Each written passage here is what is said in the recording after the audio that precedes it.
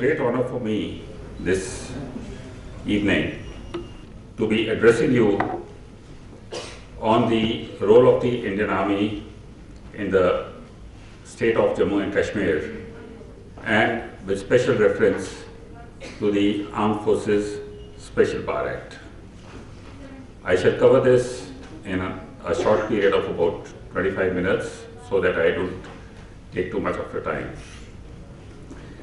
Ladies and gentlemen, the northern theatre of our great country is what is Jammu and Kashmir. And operationally, it is under a command which is known as the Northern Command. The Northern Command has got its headquarters in Udhampur, and it has got 3 corps, one in Ladakh, one in Srinagar, and one in Jammu. In the headquarters of Northern Command, there is a war memorial. On the war memorial, there is the names of 12,000 plus brave Indian soldiers who have sacrificed their lives for the cause of the nation in Jammu and Kashmir. Now, what is the level at which the army is involved in Jammu and Kashmir can be made out from this statement itself. The Northern Command calls itself always in combat command, because ever since it has been raised, it has been in an operational mode. In that operational mode, it is not only doing its conventional duties of looking after the defense of the country on a border which spans 1,896 kilometers, but it has also been called upon to perform the very important task of internal security,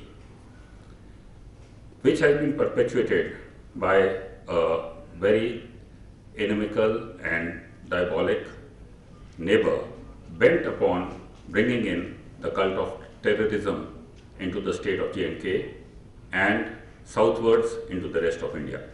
I would like to, over a lot of years and many times, you would be listening to the army's role in Jammu and Kashmir in bits and pieces. Sometimes you would be listening about Siachen, sometimes about Ladakh. Presently, you would be listening about what is happening in Kashmir. I would like to request you to visualize the overall task that the army is called upon to perform in J&K.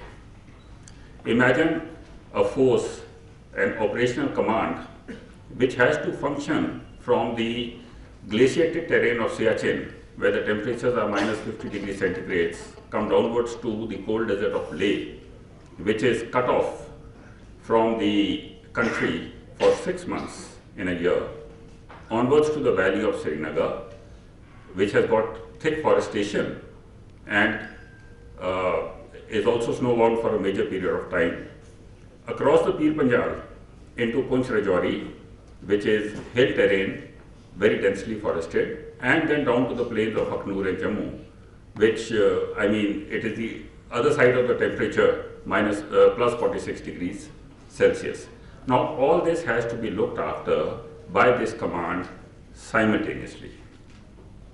Say, for example, today when you are seeing on the television the role that the army is playing in the flood relief, just a few kilometers away in North Kashmir, that very army is also fighting terrorism. During this period of the last 10 days, 10 terrorists or a little more than 10 terrorists have been killed in the Kupwara region.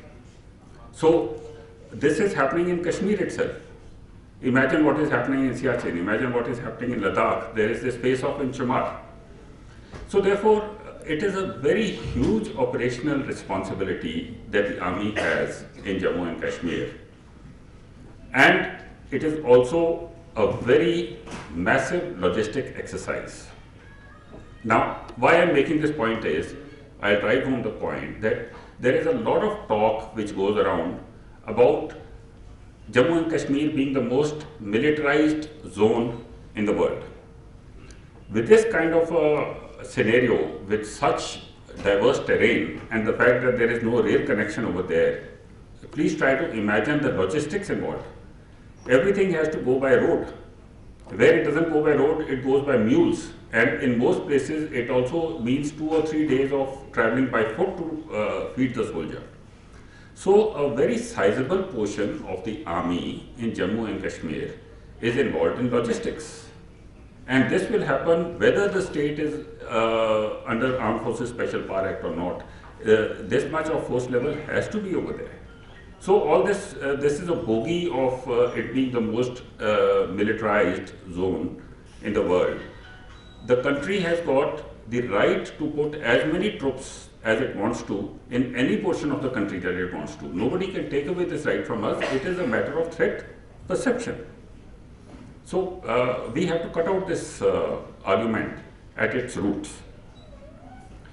Now, as long as the army is functioning on the borders, it is in a conventional role, and that is quite absolutely all right. The moment you have somebody in the country who is taking up the gun, whether it is a foreign sponsored or it is indigenous, the army automatically gets into an internal security mode. Very obviously, the quantum of problem of terrorism and insurgency in J&K is such that the army has to be actively involved. And to be actively involved, the soldier needs protection. He needs legal protection, otherwise he will not be able to function. And this legal protection to the soldier is being given by the Armed Forces Special Power Act. Why is this act necessary? I would admit to the fact that the Armed Forces Special Power Act gives certain special powers to the soldier who is functioning in the area where it is in place. These special powers are search of premises, making arrests without warrants, use of force even up to the extent of causing death, destruction of fortifications, shelters, hideouts, search operations, cordons, etc. Now, what is happening in J&K is an extraordinary situation, and extraordinary situations require extraordinary measures. So therefore, it is absolutely necessary to give these powers to the soldier who is functioning over there. But that does not mean that the soldier is above the law. Prosecution, suit and other legal proceedings with previous sanction of the central government is very much mandated in the Act. Any time that there is a reason for giving disciplinary action to the soldier who has committed a misdemeanor or has gone into a criminal act, it happens. There have been 76 prosecutions on human rights violations alone in Jammu and Kashmir. People have gone home, people have gone to jail. So it's not as if the soldier can get away with what he wants to do and there is no legal control over him. In any case, the soldier comes under the Army Act of 1950. So the Army Act of 1950, at least I did not know that I would be under the Army Act of 1950 and all my rights would be taken away from me as a democratic citizen of India. I am not as free. As long as I was in the army, I was not as free as all of you are. I had a lot of very specific restrictions on my own self. So this Armed Forces Special Power Act is being subject to a lot of propaganda. There is a huge level of misinformation that is being passed as far as this act is concerned. I will give you an example.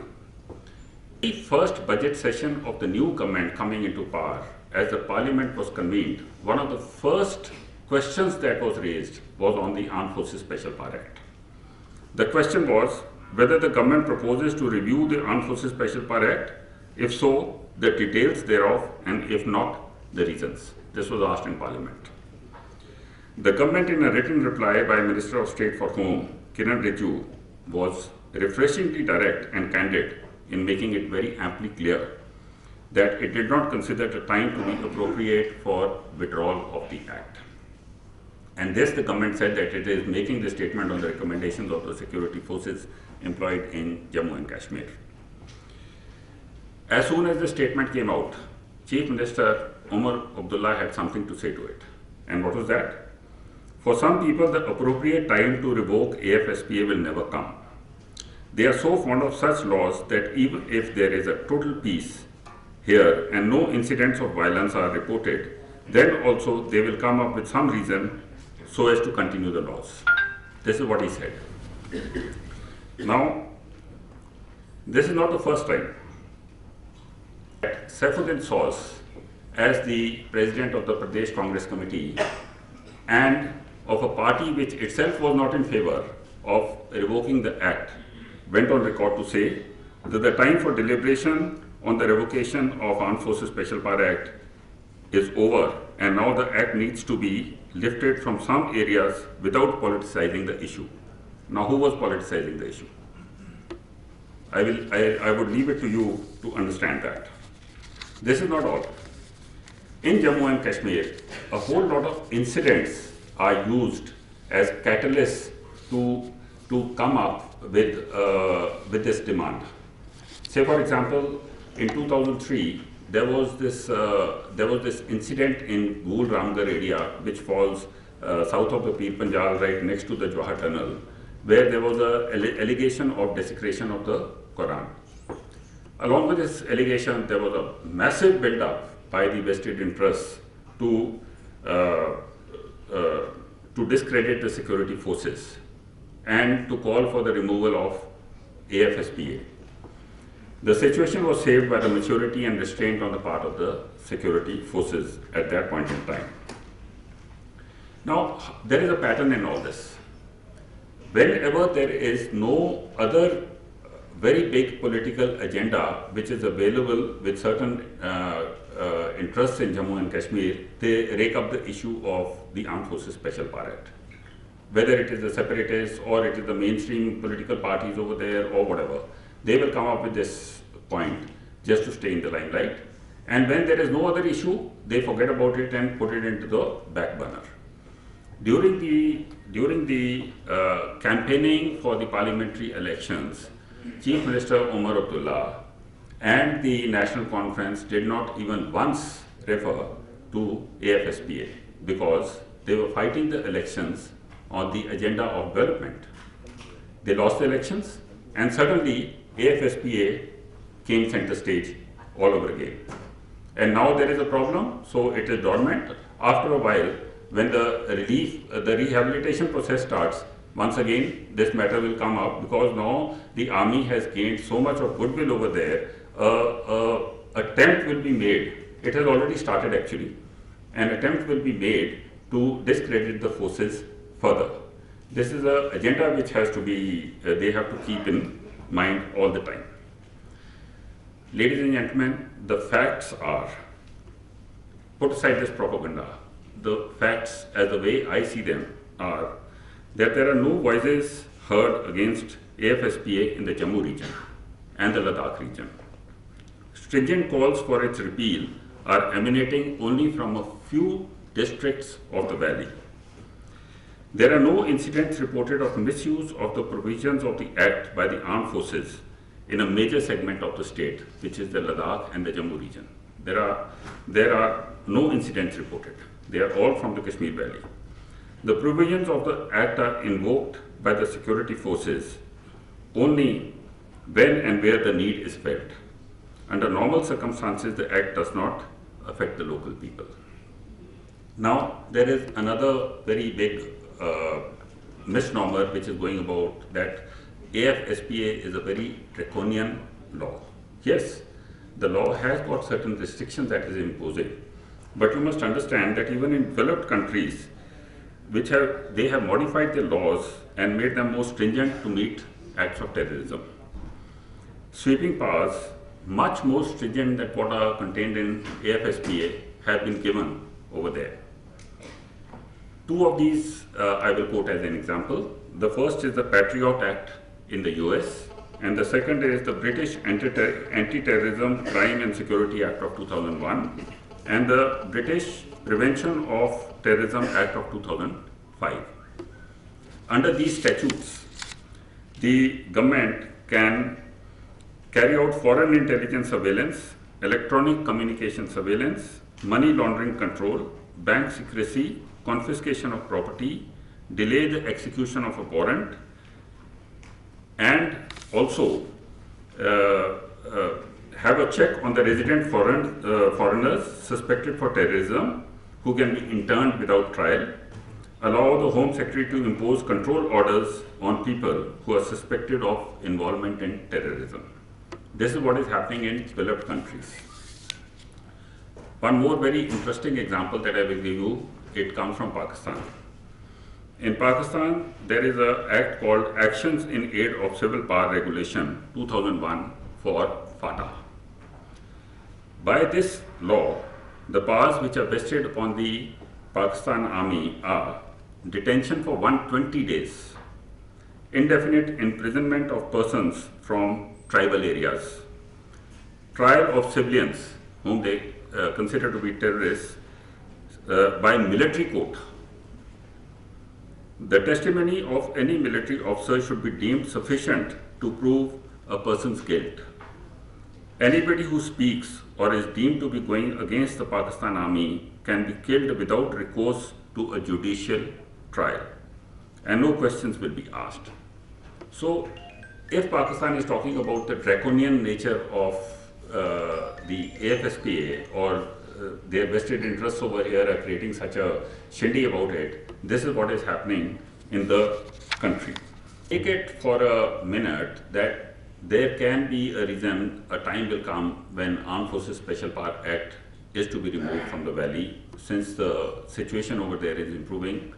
So if the AFSP is removed, the counter-terrorist and the counter-insurgency operations which are being carried out by the Indian Army in support of J&K police and also the paramilitary forces will have to cease.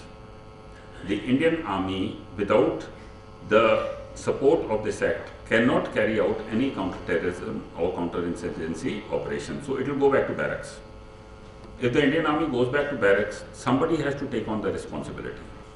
The responsibility is not only of law and order, it is also of, internal security and looking after some very unruly elements, for which the J&K police has to be energized. For the J&K police will have to be suitably expanded. It will have to get certain organized training. It has to have specialist equipment, infrastructure, and an adequate response capability. Ladies and gentlemen, even the first step in this direction has not been taken as yet. For 10 years, there is talk of energizing the J&K police, but nothing has happened.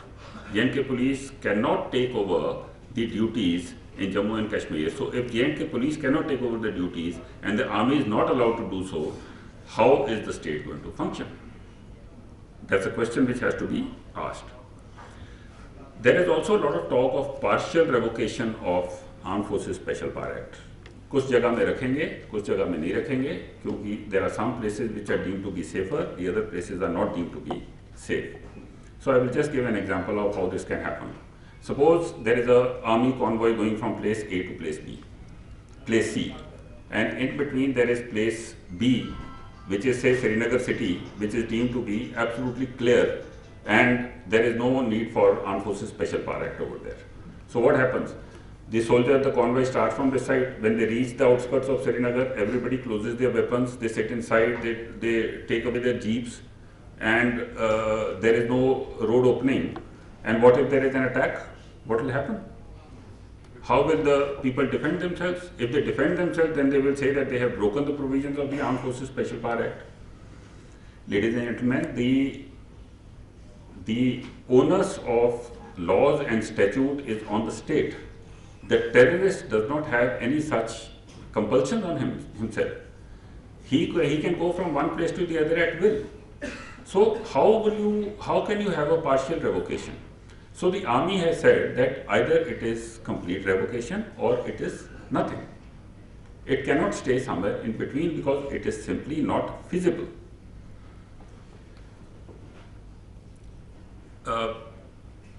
Chief Minister Omar Abdullah, in the instance that I was referring to earlier, had also said that he had expressed his dismay and said that if they let us know the parameters to determine the appropriate time, then we will try to achieve these parameters.